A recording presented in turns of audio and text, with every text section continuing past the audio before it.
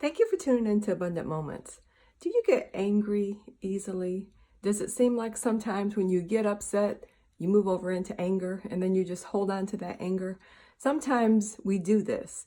And oftentimes when we get angry and we continue to hold on to it, it's almost like we feel superior to the person that we're angry over.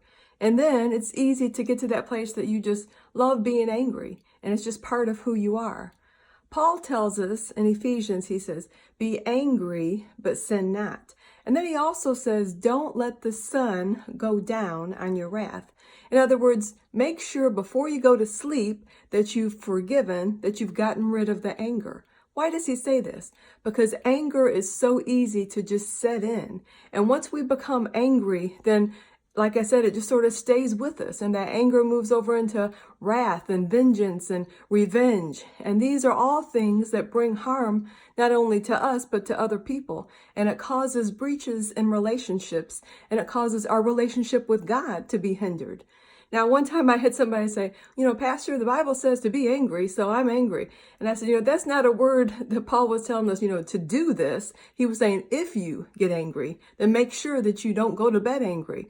And, there's so much importance to that, because when we go to bed angry, so many times we have dreams during our subconscious. While we're unconscious, we have thoughts that come into our mind. And I know of people that have been angry and then they went to bed angry and they woke up even more angry. Why? Because that had time to seethe in. They had time for the enemy to place thoughts and dreams into our mind that just cause things to just intensify and to get worse.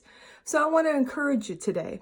The next time you get angry, make sure that before you go to bed, you do something with that. You pray, you release that to God, you forgive them, you settle it, you decide this isn't worth going to bed angry over. It isn't worth ruining a day, a night, a week, a year of my life, because anger has a way, as I said, of settling in. When I pastored in Michigan, there were two sisters, and they both attended my church. And they both sat on opposite sides of the sanctuary because they hadn't spoken for over 20 years. And as I talked to both of them, neither one of them could remember what the fight was all about. And that's sad, to have people for 20 years to hold a grudge and to be angry and then get to the place, well, I don't remember, but I just know it was bad. That's terrible to get to that place. And how does that happen? One day at a time. So be angry and sin not.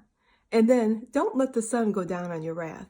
Paul knew what he was talking about. This is for our good, for our own personal lives, for our relationship with God, and for our relationship with others. Thank you for tuning in.